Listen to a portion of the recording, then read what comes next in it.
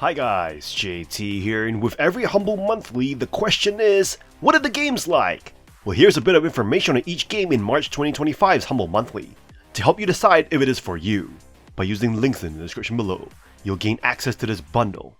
And before we begin, I would like to thank Terry D for officially being the first person in the world to join the early access army through Buy Me a Coffee. How awesome is that?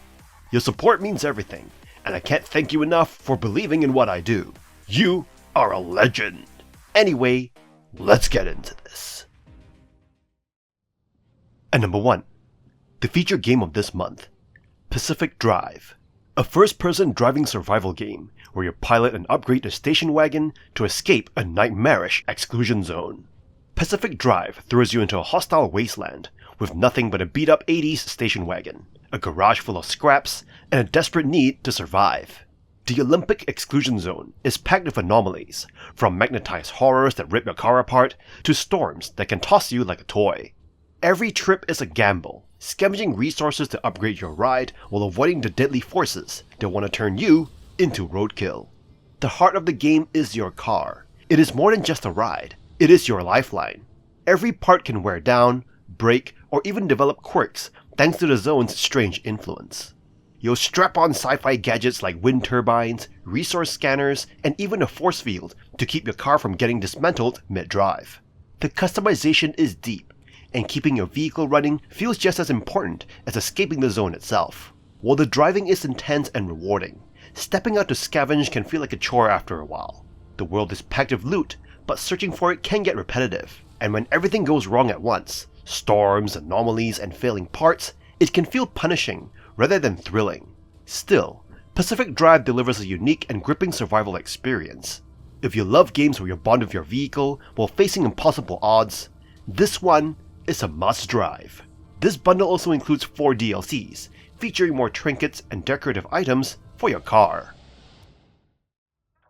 And number 2 we have Homeworld 3, the third entry in the legendary Space RTS series, bringing back fleet-based 3D battles with new mechanics and terrain-based strategy.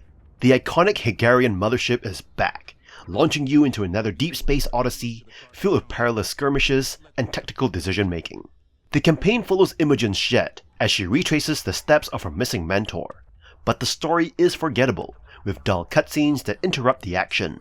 Fortunately, the missions themselves shine, pushing you into intense situations, dodging enemies in nebulae, sabotaging factories, and setting up deadly choke points of mines and turrets. Homeworld's 3 biggest change is its cluttered battlefields. Unlike its minimalist predecessors, space is filled with debris and massive structures that serve as both obstacles and strategic opportunities. Battles feel more dynamic as you maneuver fleets through ambush points and fortified positions. However, the added complexity makes unit control trickier, and pathfinding occasionally stumbles, forcing you to micromanage movements. While the campaign is engaging, its heavily scripted AI limits replayability. Skirmishes offer a better challenge, with smarter AI behaving more like a human opponent. War Games mode introduces roguelike mechanics, but its relentless wave of enemies and punishing time constraints make it a frustrating detour from what makes Homeworld great. At its best, Homeworld 3 delivers exhilarating space combat with stunning visuals and deep tactical play, but between its weaker story, finicky controls, and experimental missteps, it never fully recaptures the magic of its predecessors. Still, if you crave the epic space battles, this one's worth a look. And number 3 we have Wild Hearts, a monster hunting action game set in feudal Japan, where you battle enormous creatures known as kimono. It blends fast-paced combat with a unique building mechanic, offering an alternative to Monster Hunter, but with its own strengths and flaws. You take on the role of a hunter, using an arsenal of weapons to battle these beasts, which are infused with elemental forces that shape the world around them. The story leans into themes of balance and nature, with a cast of earnest but forgettable characters constantly reminding you of their noble mission. While the narrative attempts to be deeper than Monster Hunter, the writing and dialogue often fall flat. Combat, however, is the highlight. Each kimono fight is a mix of precision, strategy, and raw power, as you aim to break specific body parts to gather materials. Weapons like the claw blade and bladed wagasa offer thrilling playstyles, making every battle a spectacle of movement and destruction. Unfortunately, Wild Hearts recycles monsters too quickly, making progression feel repetitive rather than rewarding. The Karakuri building system allows you to construct tools mid-fight, but it is often unreliable. Input lag and awkward placement can ruin crucial moments. Worse still, PC performance is abysmal, with frequent frame drops and stuttering, even on high-end hardware. Despite its exhilarating combat, Wild Hearts struggles with a shallow monster roster, clunky mechanics, and technical issues.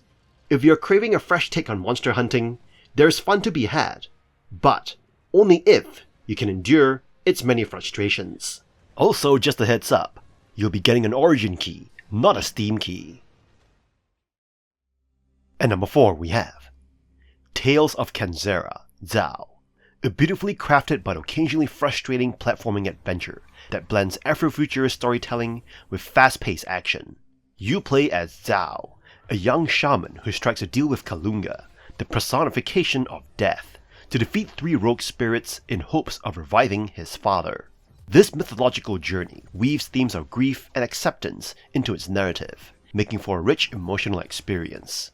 The game's world is stunning, featuring lush jungles, eerie mines, and vast plains, all packed with detail that makes the side-scrolling environments feel alive. The story is framed as a fable being, read by Zuberi, who is also grieving his father's loss, adding a unique layer of depth to the experience. Combat revolves around Zao's Sun and Moon masks, which grant different abilities. The Sun mask specializes in melee attacks, while the Moon mask offers ranged control, and swapping between them is key to tackling enemies. Boss fights are visually striking, though combat can feel repetitive as enemy waves frequently lock you in arenas. Platforming shines when everything flows seamlessly, but imprecise controls sometimes turn precise jumps into frustrating retries. Despite some minor bugs and the occasional difficulty spike, Tales of Kenzera Zao remains an engaging journey worth taking. Its breathtaking world and poignant storytelling elevate it beyond its mechanical flaws, making it a compelling choice for those seeking a fresh and heartfelt platforming adventure. Also, for the second time, just a heads up, you'll be getting an Origin key, not a Steam key. And number 5 we have Gravity Circuit, a standout platformer seamlessly blending elements from iconic titles like Mega Man into a fresh and exhilarating experience. Taking on the role of Kai, the titular Gravity Circuit, you embark on a journey through a series of levels, each offering distinct theming, gimmicks, and challenging bosses, reminiscent of Mega Man's influence. The game excels in level design, with each stage being concise, focused, and memorable. The variety in environments, such as navigating a fiery area reminiscent of Quickman's stage or exploring disorienting computer-based levels, showcases the developer's keen understanding of compelling platform gameplay.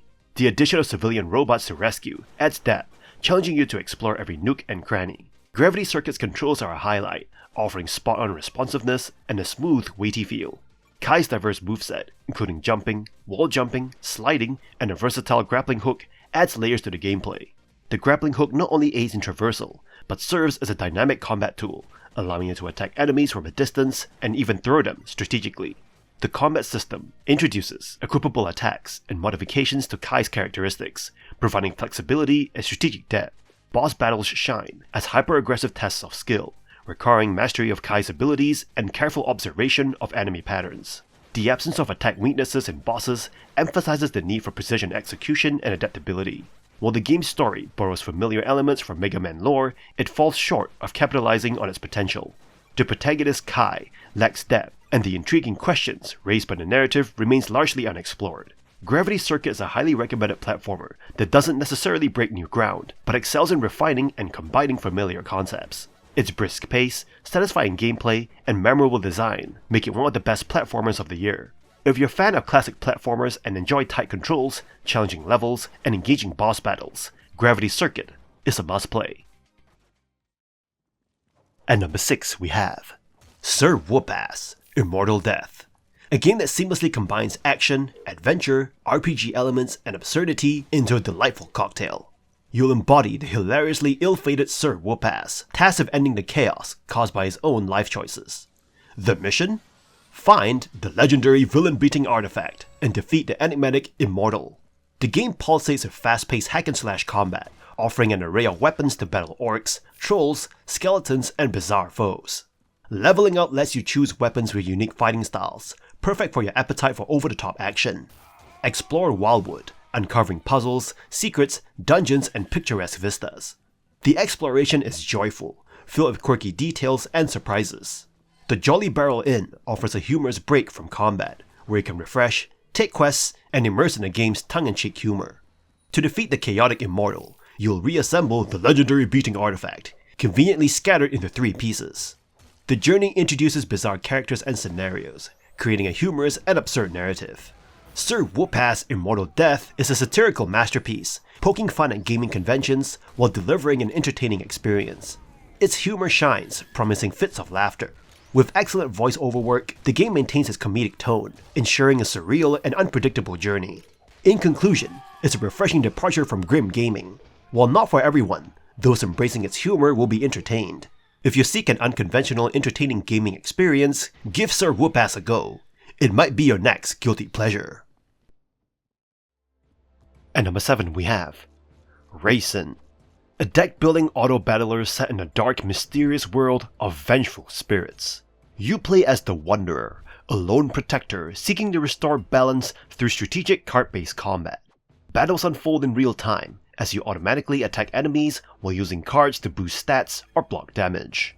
A branching map offers choices between battles, shops, and events, shaping a path to survival. At first glance, Racine has a lot going for it. Stylish retro aesthetics, an intriguing atmosphere, and an interesting fusion of mechanics.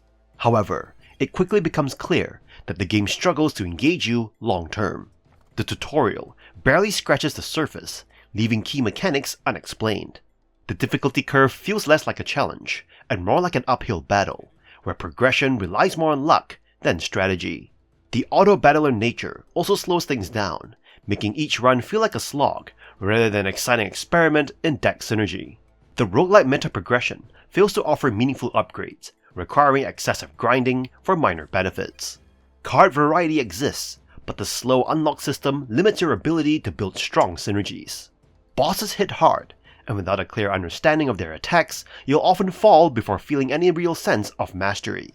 Despite solid art, music, and combat animations, Racine does not capture that one more run magic. With some balancing and polish, it could shine, but as it stands, it struggles to reward your time. At number 8 we have Cavern of Dreams, a nostalgic N64-style 3D platformer where you guide Finn, a young dragon, through mysterious worlds to rescue your unhatched siblings. With no combat, the game focuses on exploration, puzzle solving, and collecting hidden treasures. If you loved Spyro or Banjo-Kazooie, this is a worthy successor. The game's 4 open-ended worlds are packed with secrets, quirky characters, and challenges that encourage exploration. Each area has its own distinct theme, keeping things fresh as you unlock new abilities like gliding and rolling to access previously unreachable places. The Sage grants Finn new body parts that enhance movement, making traversal even more satisfying. Despite its charm, the game is not without its quirks. The camera can be finicky at times, and some collectibles require vague or tricky steps to obtain.